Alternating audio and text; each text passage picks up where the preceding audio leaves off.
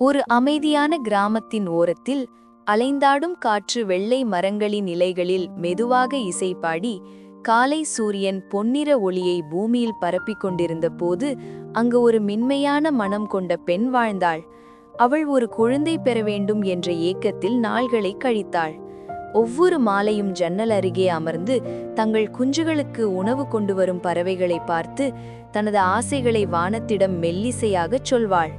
ஒரு நாள் அவள் அருகிலிருந்த ஒரு கருணைமிக அறிவாளியான வயதான மந்திரவாதியிடம் சென்றாள். அவள் கதையை அமைதியாக கேட்ட மந்திரவாதி ஒரு சிறிய விதையை அவளது கைத்தளிரில் வைத்து, இதை ஒரு பூத்தொட்டியில் நட்டு நன்றாக பராமரிப்பாய், நீ விரும்புவது நனவாகும் என்றாள் அந்த மந்திரவாதி. பெண் வீடு திரும்பி விதையை சூடான மண்ணில் நட்டு அவள் கனவுகளில் வைத்திருந்த பாசத்தால் அதை நீரூட்டினாள்.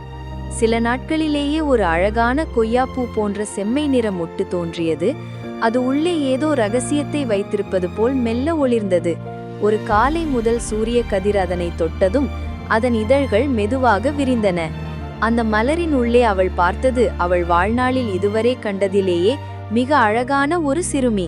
அவள் ஒரே ஒரு கொத்தலின் அளவுக்கு பெரியவள் மட்டுமே. இதழை போன்ற மென்மை, சூரிய ஒளி போல ஜொலிக்கும் முடி, பிரகாசமான கண்கள். அவள் அந்த சிறுமிக்கு அடித்தளம் மினி தம்பலீனா என்று பெயரிட்டாள். அவள் பிறந்த நொடியிலிருந்தே அந்த பெண் அவளை மனமுவந்து அணைத்தாள். தம்பலீனா சிறிய பொருட்களின் உலகில் வளர்ந்தாள். பருப்பு பழத்தின் ஓட்டில் மென்மையான ரோஜா இதழ்கள் பதித்த படுக்கையில் தூங்குவாள். ஒரு மதர்த்தழி அவளது போர்வையாகும். காற்றில் அசைந்தாடும் துளிப்பூ மலர்குடையில் அவள் துயிலும். சிட்டுகளுடன் பாடுவாள். மேலொளிரும் ஜொலிக்களை தொடர்ந்து நடனமாடுவாள். இரவு காற்றுடன் தோழியாக பேசுவாள். தோட்டத்தின் எல்லா உயிர்களும் அவளை நேசித்தன, ஏனெனில் அவளது மனம் எவரையும் உருகச் செய்யும் பாசத்தால் நிரம்பியது. ஆனால் அனைவரும் தம்பலீனாவை நல்ல நோக்கத்தோடு பார்க்கவில்லை. ஒரு நாள் வெள்ளி நிறத்தில் மெல்ல ஒளிரும் நிலா வானத்தில் தாழ்ந்து இருந்தபோது பெரிய கண்கள் கொண்ட ஒரு வயதான தவளை தம்பலீனா தூங்கிக் கொண்டிருந்த பருப்பு ஓட்டுகுடையை கண்டது. என் மகனுக்கு சரியான மணமகள் என்று கரக்கரத்தது. அதிகாலை வரும் முன் அவள் தம்பலீனாவை அவரது ஓட்டுடன் சேர்த்து எடுத்து நதிக்கரையில் வாழும் மெதுவான தவளைக்கு கொண்டு சென்றாள். தெளிவற்ற நீர் தம்பலீனாவின் கால்களை தொட்டது. தவளை அவளை ஒரு தாமரை தட்டில் வைத்துவிட்டாள். தம்பலீனா பயத்தில் விழித்து கொண்டாள். இதயம் சிறகடிக்கும் பறவையைப் போல துடித்தது. உதவி கேட்டு அழுதாள். ஆனால் தவளைகள் அவளது திருமண கனவுகளையே பேசிக் கொண்டிருந்தன.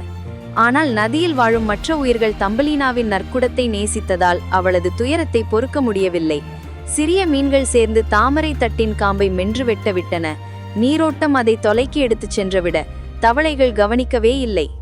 தம்பலீனா நீரின் ஒளிரும் அலைகள், நிழல்கள், களைகள் ஆகியவற்றைக் கடந்து தன்னால் விரும்பாத வாழ்க்கையிலிருந்து தப்பிச் சென்றாள். பயமாயிருந்தாலும் உலகம் பரந்ததும் புதிய அதிசயங்களாலும் நிரம்பியிருந்தது. அவளது பயணம் அவளை வனமலர்களால் நிரம்பிய புல்வெளிக்கு கொண்டு சென்றது. அங்கு ஓய்வு பெற்றாள். மலர்களின் தேனை அருந்தினாள். ஆனால் ஓரளவு நாட்களில் மற்றொருவர் அவளை கவனித்தான். பளிங்கு சிறகுகள் கொண்ட அழகான ஓர் வண்டு. தம்பலீனாயின் மென்மை கொண்ட அழகைக் கண்டு அவனை தூக்கிக் கொண்டு மரத்திற்கு சென்றான். ஆனால் அங்கிருந்த மற்ற வண்டுகள் தம்பலீனாயை அவரது மென்மையான தோல், வித்தியாசமான உருவம் காரணமாக கேலி செய்தன. மனம் வெதும்பிய வண்டு, நீ எங்கள் உலகுக்கு சேர்ந்தவள் அல்ல என சொல்லி அவளை ஒரு டெய்சி மலரின் மீது அமைதியாக வைத்துவிட்டு பறந்து சென்றான். மீண்டும் தனித்தவளான தம்பலீனா மலரிலிருந்து மலருக்கு பயணம் செய்தாள். இரவு வந்தால் மலர் தழைகளில் மறைந்து சில சமயம் பாசி சத்தில் தூங்கினாள். குளிர்காற்றில் துடிக்க இலையுதிர்கால இலைகளை போர்வையாக பயன்படுத்தினாள். குளிர்காலம் வெள்ளை பனியால் பூமியை மூடியதும் தம்பலீனா மிக சிறியவளாக உணர்ந்தாள். ஒரு கடுமையான காலை, பனியால் நடுங்கிக் கொண்டிருந்த தம்பலீனா ஒரு வேரடியில் சிறிய கதவை கண்டாள். அது ஒரு சூடான குட்டையில் இருந்தது. அங்கு ஒரு நல்ல மனம் கொண்ட எலித்தாய் வாழ்ந்து வந்தாள். அவள் தம்பலீனாயை அன்புடன் வரவேற்று சூடான கஞ்சி கொடுத்தாள். அதற்கு பதிலாக தம்பலீனா பாடல்களை பாடி சிறு வேலைகளை செய்து தான் சந்தித்த அனுபவங்களை பகிர்ந்து கொண்டாள். எலித்தாய் அவளை விரும்பினாலும் அருகிலிருந்த கண் ஜொலிக்காத கருப்பு ரோமம் கொண்ட பெரிய குழி எலி மோல் அன்பற்றவன். தம்பலினாயின் குரலும் அழகும் அவனுக்கு பிடித்திருந்ததால் அவளை திருமணம் செய்ய வேண்டும் என்று முடிவு செய்தான். இதை கேட்டு தம்பலினா நடுங்கினாள். நிலமும் வானமும் இல்லாத இருண்ட குழிகளில் வாழ முடியாது என்று தெரிந்திருந்தது. அவள் காற்றையும் மலர்களையும் வெளிச்சத்தையும் ஏங்கினாள். ஒரு நாள் தம்பலினா மற்றும் முள்குழியலின் நடந்து செல்லும்போது சுரங்கத்தில் காயமடைந்த ஒரு பருந்தை கண்டனர். இது பயன்பாடில்லாதது என்று எலி கூறி அச்சமில்லை என போனான். ஆனால் தம்பலினாவின் இதயம் அதற்காக வலித்தது. இரவு வந்ததும் இலைகள் கொத்தினால் செய்த போர்வையை எடுத்து வந்து பருந்தை லெப்பமாக்கினாள். பயப்படாதே என கிசுகிசுத்து அதன் இதயம் மீண்டும் துடிக்கும் வரை நாட்கள் கவனித்தாள். வசந்த காலம் வரும் வரை அவன் நன்றாகி தம்பலினாவுக்கு நன்றி கூறி பறந்து செல்ல தயாரானான். ஆனால் முள்குழி எலியின் திருமண திட்டங்கள் நின்றதில்லை. எலித்தாய் தம்பலினாக்கு அவன் வாழ்க்கை பாதுகாப்பானது, அவனை ஏற்க வேண்டுமென்று அறிவுரை கூறினாள். ஆனால் தம்பலினா அமைதியாக அழுதாள். இருட்டில் வாழ முடியாது என்று அவளுக்கு தெரிந்திருந்தது. திருமண நாளின் காலை தம்பலினா மனம் கனிந்தவளாக இருந்தாள். அப்போது அவள் அறிந்த பறவையின் அசை ஒலி கேட்டது. அவள் காப்பாற்றிய பருந்து மீண்டும் வந்து, என்னுடன் வா, சூரிய ஒளியும் மலர்களும் நிறைந்த நிலத்துக்கு நான் கூட்டிச் செல்கிறேன் என்று கேட்டான். சொல்லும் முன் தம்பலினா அவன் மீது ஏறினாள். இருவரும் வானத்தை தாண்டி பறந்தனர். பள்ளத்தாக்குகள், மலைகள், பொன்னிற கதிர்கள், மேகங்கள் அனைத்தையும் கடந்து தூரத்தில் அவர்கள் சென்ற நிலம் சூரியன் மேலும் பிரகாசமாக ஒளிரும். ஒவ்வொரு மலரும் நகங்கள் போல ஜொலிக்கும். காற்றில் இனிய வாசனை நிரம்பிய இடம். பருந்து தம்பலினாவை மென்மையான மலர் நிலத்தில் இறக்கியது.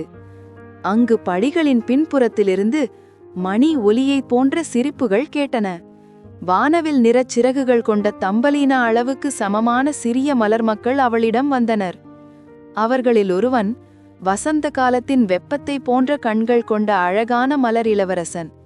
அவன் தம்பலினாவிடம் தலை குனிந்து, எங்கள் நிலத்துக்கு நீ கொண்டு வந்த அழகுக்கும் நற்குணத்துக்கும் நன்றி என்றான். இளவரசன் அன்பானவன், ஆழ்மையானவன், கவனமானவன். தம்பலினாவின் இதயத்தில் இதுவரை அறியாத ஒரு வெப்பம் பரவியது. அவள் அழகுக்காக அல்ல, அவளது நற்குணத்துக்காகவே அவன் நேசித்தான். அவன் ஒரு மெல்லிய கிரீடத்தை அவளது தலையில் வைத்து, இங்கேதான் உன் உலகம், எப்போதும் உனக்கு நண்பர்களும் அன்பும் இருக்கும், எங்களுடன் இருப்பாயா என்று கேட்டான். பெரும் மகிழ்ச்சியுடன் தம்பலினா சம்மதித்தாள். மலர் மக்கள் இதழ் மழையில் ஆடிக்கொண்டாடினர். பருந்து தன் சிறிய தோழியின் சந்தோஷத்தைக் கண்டு பெருமையுடன் பறந்து சென்றது. தம்பலினா மலர் நாட்டில் மகிழ்ச்சியாக இருந்தாலும் அவளது மனம் தாயை நினைத்தது. இதை உணர்ந்த மலர் இளவரசர் பருந்தின் முதுகில் அவளை தாயிடம் அழைத்து சென்றான். சிறிய குடிலிலிருந்து அவள் தம்பலினாவை பார்த்ததும் கண்ணீர் மல்க அணைத்து கொண்டாள். தம்பலினா தாயிடம் மலர் நாட்டில் சேர்ந்து வாழ அழைப்பு விடுத்தாள். தாயும் மகிழ்ச்சியுடன் சம்மதித்தாள். சில நாட்களில் மூவரும் மலர் நாட்டிற்கு திரும்பினர். அங்கே மலர் தழைகளாலான ஒரு சிறிய வீடு அவர்களை எதிர்கொண்டது. அங்கே தம்பலினா மற்றும் அவளது தாய் மலர்களும் நண்பர்களும் சூழ்ந்து மகிழ்ச்சியாக வாழ்ந்தனர். சிறிய மனம் கூட அன்புக்கான வழியை கண்டுபிடிக்க முடியும் என்பதை நிரூபித்தபடி.